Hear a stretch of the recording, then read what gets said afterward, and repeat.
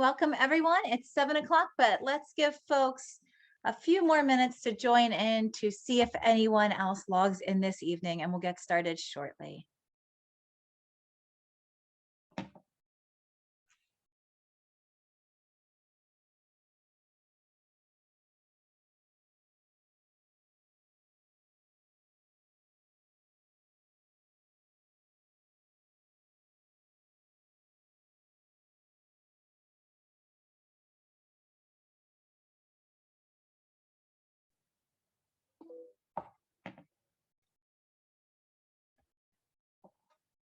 So just another minute or two and we'll get started.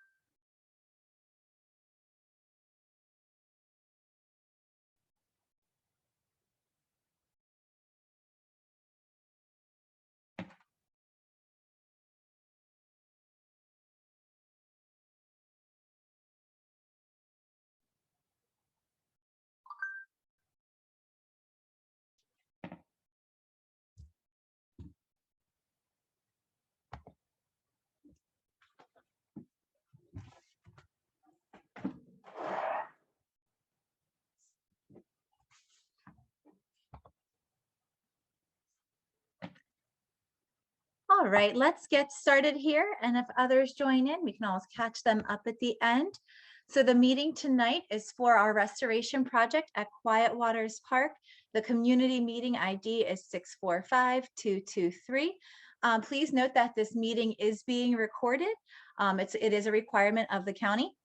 We do ask that everyone to help us track attendance. So if you could please type in your name and contact information into the chat feature, that would be great. And if you're able to send it as a private message, it'll only go to us. If you chat to everyone, then everyone will see your contact information.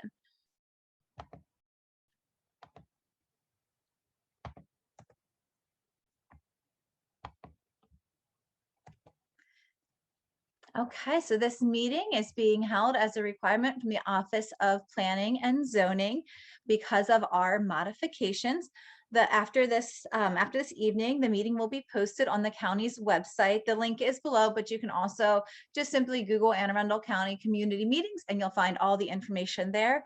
Following tonight, there'll be a 14-day comment period. So if you think of a question after tonight, you have those 14 days to get it to us. So as I said, the county does like to see who has attended these. So if you're able to type into the chat feature your contact information, that would be appreciated. And again, if you use the private feature or just select Arundel Rivers, then your information will only be available to us. So for the overview, we'll give you an introduction to the Federation, review the project, and then there is a question and answer session. It's not a live one. You can type your questions into the chat box at any time, and I'll go through some of those questions at the end of the evening. If there's any questions that I'm not able to answer, that simply means that we'll connect with the engineers after this and include those responses with the follow-up mailing.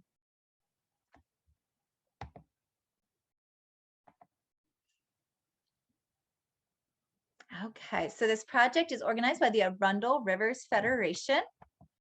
Our mission is, or we use science, restoration, and community action to make the Southwest and Road rivers cleaner and healthier. And you can see over here the area we cover. We fix rivers through installing restoration projects, such as the one we'll discuss tonight, that filter polluted stormwater, reduce erosion, and absorb excess nutrients. We fight for stronger enforcement of laws to make our rivers safe for swimming and boating, and to protect natural resources like fish, oysters, and crabs. We also closely monitor the health of the rivers, gathering data on over 50 sites weekly so that we can be strategic on setting priorities for restoration projects. And we also have our Southwest and Road Riverkeeper, Jesse. He acts as the eyes, ears, and voice for the rivers in Southern Anne Arundel County, and he monitors the health of our local waterways and advocates for their protection. You might sometimes see Jesse out on the South River on our monitoring days now that we're in the middle of monitoring season. So, as I said before, this is the public meeting for the Quiet Waters Park Caffrey Run Stream Restoration Project. So why are we doing this work? It's important to note that this is voluntary water quality improvement for the Chesapeake Bay. This is not a capital improvement project. This is voluntary stormwater restoration that we are doing in partnership with the county, their Bureau of Watershed Protection, as well as Recreation and Parks. The purpose is to reduce nitrogen, phosphorus, and sediment from entering the bay, but we also are aiming to preserve park trails and increase the habitat value of the site. This project has many partners. Our funders are the Chesapeake Bay Trust and Anne Arundel County's Bureau of Watershed Protection and Restoration. We also have a pending grant with the Department of Natural Resources. The site is owned and managed by Anne Arundel County's Recreation and Parks. And the project will require approval from the Maryland Department of the Environment, Army Corps of Engineers, and Anne Arundel County inspections and permits prior to starting.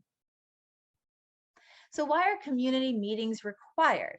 Well, we're actually requesting 4 different modifications on this project. When it comes to permitting, they actually don't really differentiate between a restoration project and building a house or a store or a parking lot. As far as they're concerned, we all fall into the development category and are treated like a developer. So keep that in the back of your mind when we're going through some of these. We are basically having to tell the county why we should be allowed exceptions to these modifications and to work in areas where development typically is not allowed.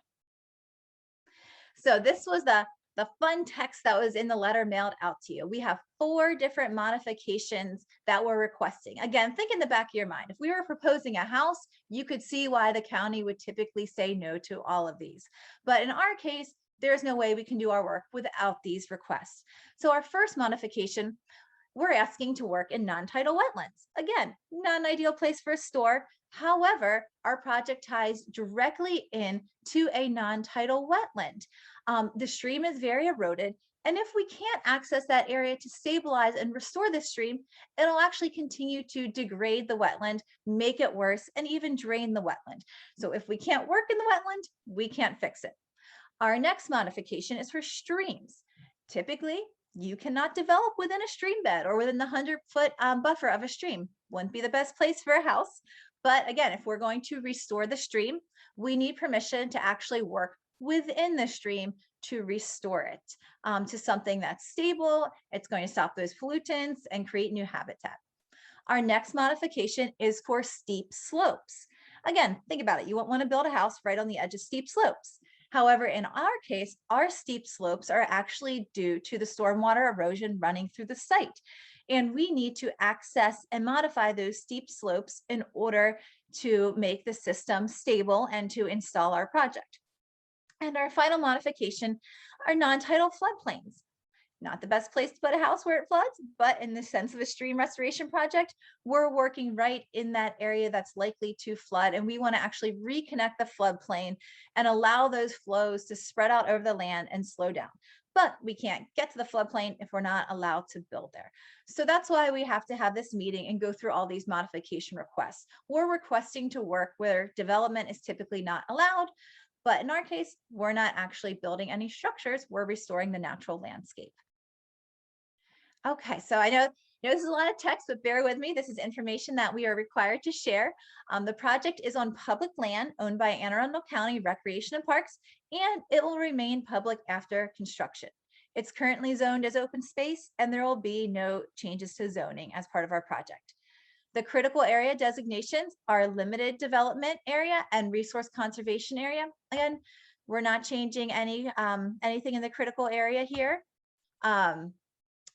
One more person. Let's see. For environmental features, we will go through the environmental features on the next slides. The full plan set is actually available on our website. So the link was in the mailing sent out to you. There are no single lot or multi-unit residential projects, including as part of this project. There's also no non-residential or mixed-use building projects associated with this project. We are only doing ground or grading work as part of voluntary stream restoration. Area schools include Hillsmere Elementary, Annapolis Middle, and Annapolis High School. Schools are anticipated to be open during our period of construction, but will have no impacts to the schools as all of our activities are located within the park. We also have no proposed water and sewer components to the project. As you can see, this information is really intended towards building projects, but we still go through all the same requirements as everyone else. Okay, so I think we're all familiar with where Quiet Waters Park is located, but if you're not, it's a map of Quiet Waters. So where are we working within Quiet Waters? Well, great question. Okay, so we're doing this stream about 1,000 feet that runs right off of the pond. The pond is right here, the pagoda. You can see the ice skating rink down the bottom. This picture was taken during winter, so the pond and ice skating rink look rather frozen. And we also have the Blue Heron Center over here. There's popular hiking trails that walk back through this area, including an access bridge right about where my mouse is currently. So all of our work will be contained to this small area. This project actually doesn't involve anything in the tidal portion. We really are focused just on this one rapidly eroding stream. So the full plans are available on our website. This is a brief snapshot of the plans. Black and white plans are hard for even me to read. So I played in Paint Shop and we have our color design, which might make a little bit more sense to folks. Think of the green as land, the blue where the water will flow. Right now we have a rapidly eroding gully. Every time it rains, sediment and dirt and pollutants are rushing through the site. And not only are they carrying those sediment and pollutants into the South River, they're actually shaving off more of the banks, making the gully wider and deeper. So in order to restore this, we're going to do a few things. Here at the beginning, you see some gray area. That's actually some rock. This is where the water flows into the site. It's where the water kind of comes in with the most velocity. It's going to come in pretty fast. And so we have some rocks there to dissipate that energy and slow it down. And then this next section of rocks, that's actually right where the bridge is that connects all the popular hiking trails. And we need to armor under that bridge. It's a very vulnerable spot of the project. And we know that trail access is so important. So we really need to make sure that that section stays intact so that folks can continue to enjoy the trails. After that portion, the blue represents where there will be water after restoration is complete. And these brown lines represent our grade control structures or our weirs. It's basically a fancy word for we're going to compact a bunch of dirt and rocks into the channel to slow down that water. We want to take away the velocity so it's not rushing through there so fast. We're also going to partially fill the entire channel, which is going to allow the flows to connect up into the floodplain. This means instead of them shooting through that channel at a rapid speed, carving out more dirt, it's going to be forced to slow down and it's going to be pushed up and out into the forest floor where it can slow down, soak into the groundwater, rehydrate the wetlands, and create some cool habitat. But don't worry, all that is downslope from the trails. So that's really our design in a nutshell, but you can see how we need these modifications. We cannot get into the stream in the floodplain, avoid steep slopes, and avoid the wetland unless we can actually get into all those areas and build the project. So these are some of the existing site conditions. It's quite a bit eroded. If anyone is ever at Quiet Waters, hop on over by the Blue Heron Center and you can actually stand up on this bridge and take a look. You can see how the water is rapidly eroding the area out of under the bridge. This is definitely a safety concern, and we are excited that we're able to work with the park to stabilize this area. Maintaining that trail access is so important so that everyone in the county can continue to enjoy the park. But you can see here just how high these banks are. And think of it this way. That channel didn't used to be there. All the dirt that used to fill up that channel is now somewhere in Harness Creek and the South River and probably even out into the bay by now.